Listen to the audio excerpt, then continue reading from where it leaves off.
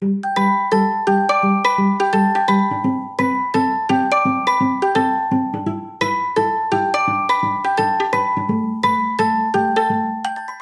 we have a relationship expert here on the show to teach us more about how we can take our relationships to the next level. So stay tuned.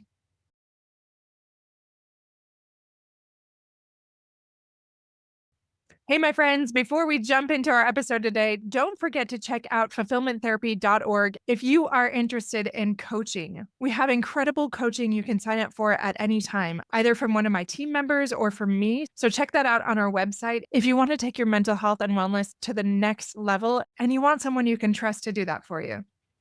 Now let's jump into the show. Welcome back to Fulfillment Therapy. Today we have a special guest, Stephanie Weekstrom, here with us, and she's a licensed counselor and is the founder of the Counseling and Wellness Center of Pittsburgh, where she leads a team of over 110 professionals in providing holistic mental health and wellness services. She's a relationship expert and author of Creating Relationship Wellness, which offers mindfulness-based techniques for couples, and the 2024 children's book, Where Did You Come From? Celebrating family diversity. So outside of her professional work, Stephanie enjoys yoga, meditation, and connecting with nature. So thank you again for coming on the show with us, Stephanie. Yeah, thank you so much for having me. It's such an honor to be here. And I know we have a pretty cool lineup to discuss. So I'm just so happy to be here today. Thank you.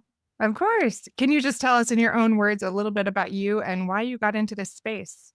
Yeah, mental health care has been a huge focus of mine, really, since childhood. I suffered from some OCD as a child, and in being supported and helped through that diagnosis as a child, it really, at a very early age, put me on the trajectory to appreciate how recovery is possible and what excellent mental health care looks like.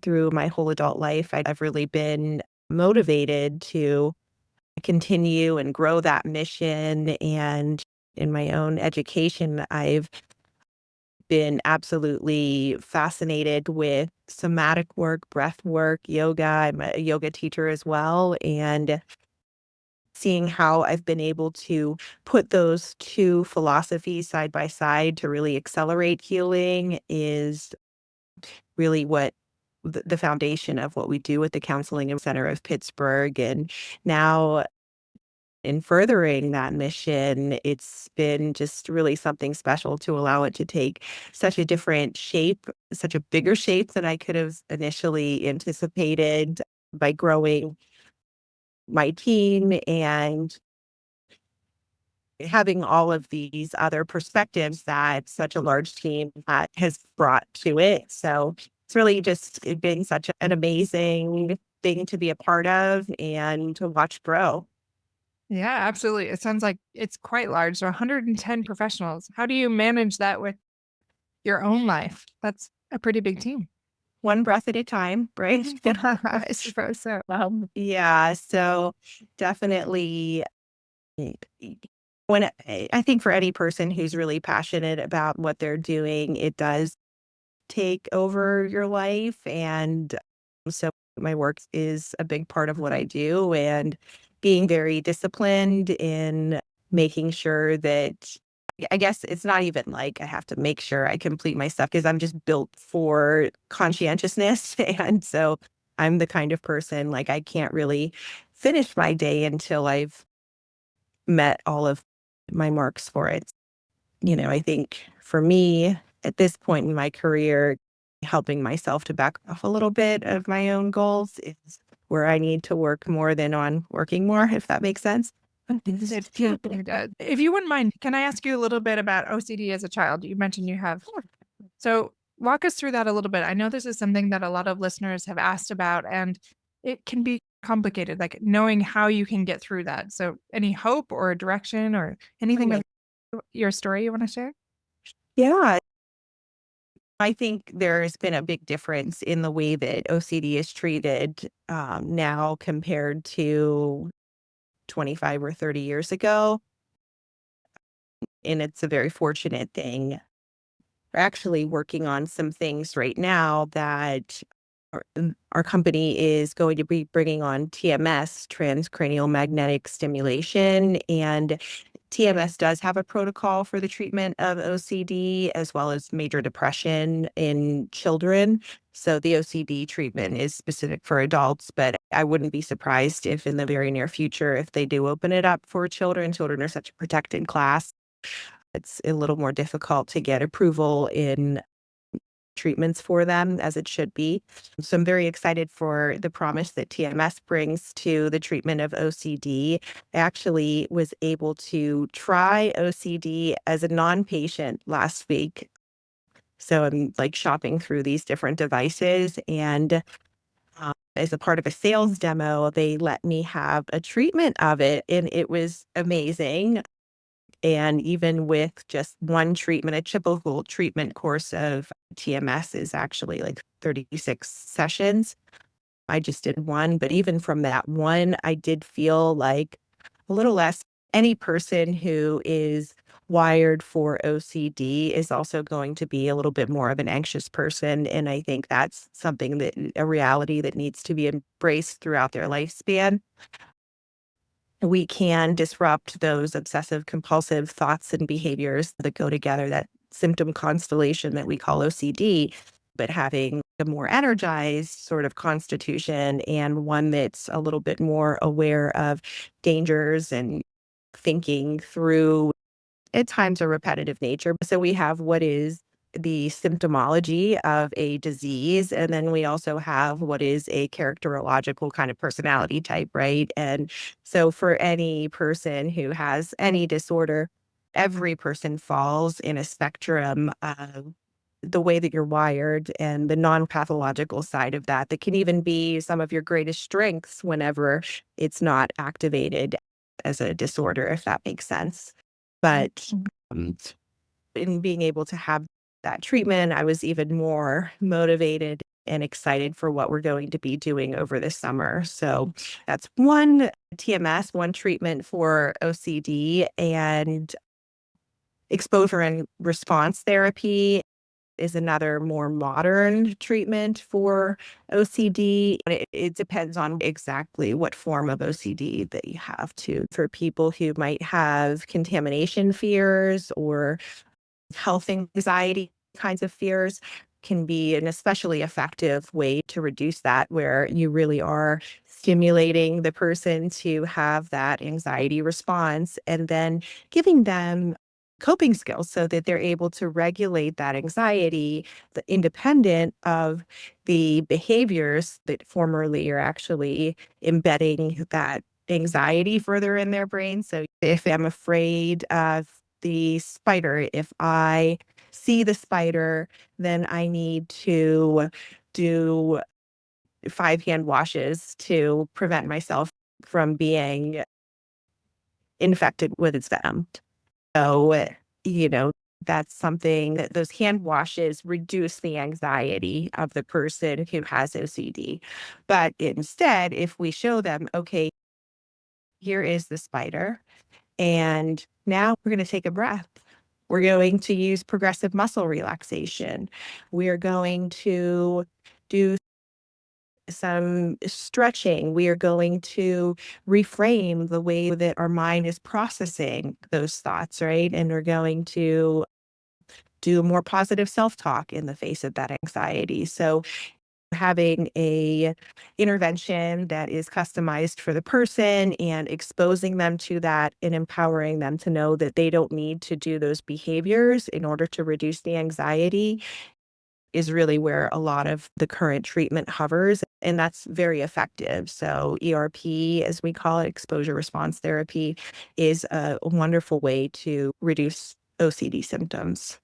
That'll be helpful for those that are seeking therapy, wondering what types of things they can do for OCD. But I'm curious, how did you make that jump from, okay, maybe as a child struggling with OCD, being interested in some of those things, and then now, current day, being a relationship expert and running this huge team, like, especially the Yeah. relationship aspect, how did you jump into that, and why was that appealing to you?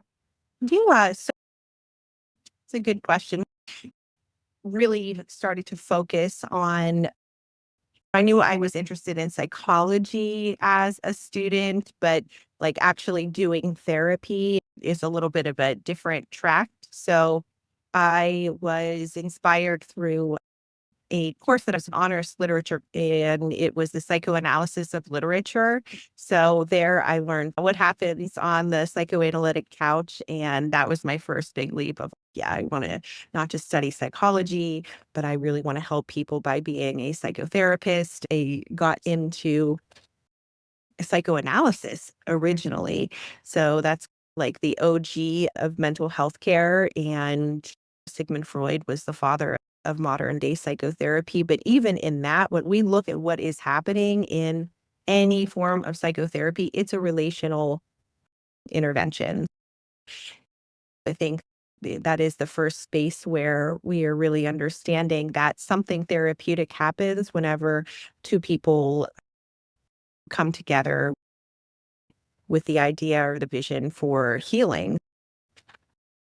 From there, I think just got very interested in things like sex therapy, things like marriage counseling, and helping people to have better relationships. It became something that I was very interested in and quickly excelled at, and started helping a lot of people to improve their relationships. Now it's all about how can I help my team to develop those skills, and watching them pass that tradition on to other members of our community is where I get to work. And I'm very grateful for Yeah, it's such a fulfilling field for sure. Just spreading those ripples with so many families, so many relationships. Absolutely. that. And if you wouldn't mind, our listeners are always looking to improve their mental health, their wellness, their relationships. So, when it comes to relationships, what are a few things that you see with your clientele or in everything that you've been doing that are, are really game changing for them? Simple things that they can do to improve those relationships. Yeah, so conflict resolution, when there are so many different conflict resolution styles that a person might bring to a therapist, and understanding what is your conflict resolution style, how does that interact with your partner's conflict resolution style? And sometimes that conflict resolution style, I don't resolve conflict, right? And people who don't know how to resolve conflict, and there are actually a lot of people like this, they might avoid conflict and bottle their emotions and present very passive. But we know that somebody who presents that way is actually, it's a mask, and their true emotions are going to be like bubbling under the surface and then popping up in very unhealthy ways. So that the conflict avoider is going to be one conflict resolution style. And then we have other folks who might be too comfortable with conflict, right? Or they're escalators and they're blowing up every opportunity they get. They're up in arms about everything, or maybe they're even extremely aggressive, and people are walking on eggshells around them because they're fearful of their reactions. Understanding how you and your partner, what is your individual constitution, is going to help you to build a good conflict resolution plan. So, what I mean by conflict resolution plan is, what are you going to do whenever something difficult comes up? So often that starts with regulating yourself and being honest with what you're actually feeling, and then enacting really good emotional hygiene. So that again can be things like fitness, breath work, sewing, coloring, whatever it is that speaks to you that helps you calm down whenever you're stressed out. Personally, I love bubble baths and fitness. I've heard people say, working on my car, right? So it's just really important to have something that works for you. And from there, you actually need to put that intervention together and use it. So if you are somebody who says hurtful things whenever you're upset, right, you need to actually put your plan in place by saying, "Hi, I need to take a break here. I am upset. a recommended amount of time to have a break from the onset of a triggering topic until the resolution of it could be anywhere from 20 minutes to 24 hours. So then we need to say, hey, I'm upset here. I want to talk about this and explore it with you, but I can't do that right now. So I'm going to take 20 minutes. And then in 20 minutes, you need to come back and have a thoughtful and targeted conversation about what went wrong, and how are you going to do it differently in the future. If you can sprinkle in some validation in that conversation, that would be even more helpful. Validation is when we are acknowledging what our partner is saying and what makes sense about their reality. Those pieces together can really put a relationship in a better space, because most of the people that come into couples therapy fall into a few different buckets. Conflict and what they call bad communication is a pretty big bucket. So a lot of couples struggle with that. And that's just one little trick to get things in a little bit of a better direction. Yeah, absolutely. That's something I see with a lot of my clients as well. But coming up with a very specific resolution plan is what I hear you saying. And if you can put that validation in there, and that can be hard for a lot of people. I'll raise my hand there. It's sometimes Yeah. hard for me. Hard. Yeah. And I think it's hard for even the most seasoned professional to put that in to make it happen whenever it really counts. And it requires our constant sort of attention and discipline and the decision that we make to be loving partners or loving parents or whatever relationship we're investing ourselves in. Is an everyday decision. Yeah. And especially what a lot of clients tell me, and I feel too, is it can be very easy for kids or for strangers, but when it comes to your partner, that can be much more challenging. So definitely gets a little more activating. So you talked about your conflict resolution style. What if people are like, I don't really know what mine is? Do you have a simple way for them to figure out what theirs is? Yeah. So do you move toward conflict, or are you somebody who tries to avoid it? And I think just knowing if you're avoiding or moving toward it is going to help you, give you a little clue as to what your style might be.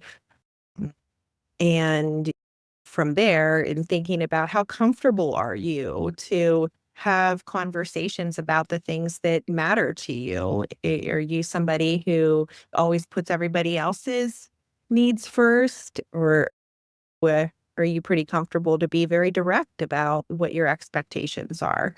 So those kinds of things can help you to really look at that a little bit more in depth, because one thing, human beings, we are not always very good narrators and historians of our realities. I think we try to know ourselves, but that's not always where therapy is such a helpful tool, because how many people, it sounds like you're a clinician too. And whenever they step into the room, I think that they're one way. A good example is people who are very altruistic. They often view themselves as very selfish, and it can be very surprising. And I think people who think that, oh, I'm so difficult, or these high expectations, but really they're super gentle and very loving and focused on the people around them. But I think the more that we have those expectations of ourselves, the more that the bar is so high that we don't realize how giving or sensitive or gentle we might be. So it's often really good to get that third-hand perspective that can come from a good friend or an awesome therapist. Oh, absolutely. My husband is actually a counselor as well, and that's been a lot of fun. I would say the first half of our marriage, we've been married almost 20 years now. Oh, wow. The first part of it, he would pursue me and I would naturally run the more that he pursued. We both like to talk about these things. We're both in the mental health field, but recognizing we needed our space, like you talked about, it could be 20 Mhm. minutes to 24 hours. Sometimes I'm even a little bit more than 24 hours where I like processing my feelings, trying to sort out what's mine, what's his. And that did take some fine tuning and allowing space for that and recognizing there's not one isn't necessarily better than the other, but respecting that on both sides. And that really was like a very simple game changer for us both, allowing for that so that we could have that productive conversation, that conflict resolution plan that actually worked. And do you see things like that yourself or with your Oh, clients? yeah. Yeah, absolutely. I think it's also really hard to hold that space, right? I had a situation that came up with my partner recently, and he needed some time to think through his response to things. I know I've told probably thousands of people you need to have that space process. And then when somebody's telling you, okay, but I don't have an answer for this right now, you're just like, oh my God, and had to wait like 48 hours. But the nice thing about 48 hours, though, is you kind of start forgetting the Right. immediacy of that need Yeah. with that length of time. And time does some wonderful things in reframing what we feel is important in one moment. And as we settle down a little bit, we think so much more calmly, and time becomes such a great ally. So, Absolutely. And in the beginning, you can feel like it can feel so devastating to wait that time. And as time goes on, yeah, I'm the same way. I don't feel quite that way Mhm. anymore. Just one quick question for you. One last question. When it comes to you personally, how have you created greater fulfillment in your life in ways that could help listeners? Wow, that's a great question.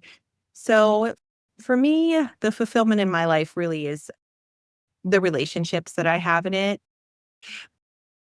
If I can, on the days and weeks when I'm able to achieve a really good balance of time for the people that I care about, meaningful time whenever I'm really engaged as a parent, that's extremely special to me.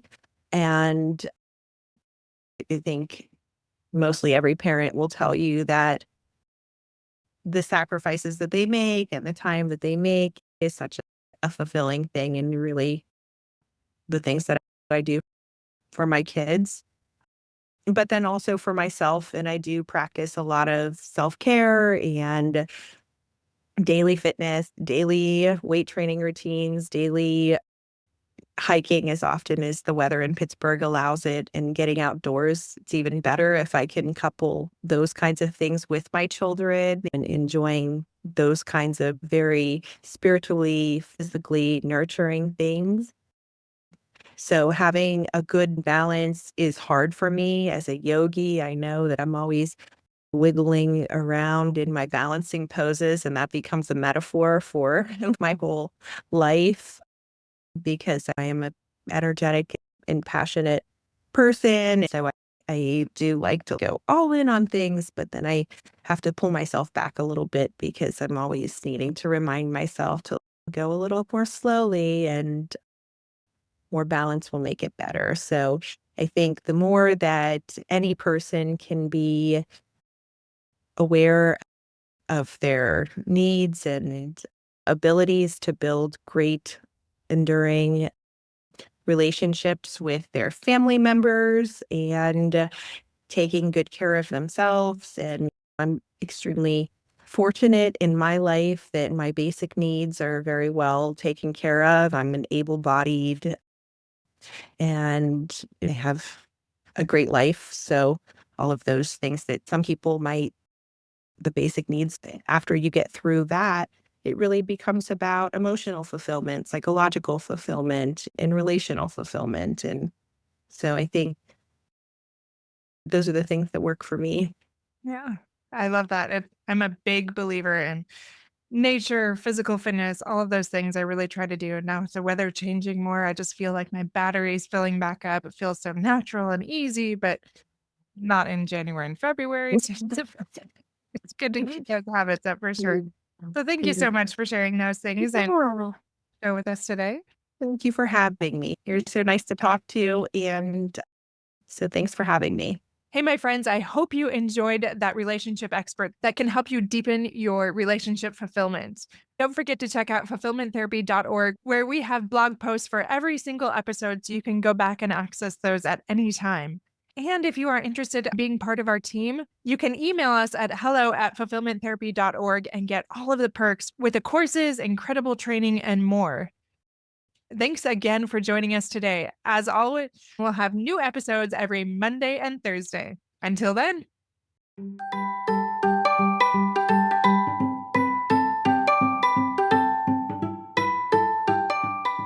Hey friends, I hope you enjoyed today's episode. If you did, chances are someone else would too. Would you take 30 seconds to share this with a friend who's looking for greater family fulfillment? And while you're sharing, tell me what you think about the show by leaving a review on Apple Podcasts. It refuels me when I hear this podcast is helping you, no matter what your house or your hair looks like. I'll meet you back here every Monday and Thursday morning for more episodes. Until then.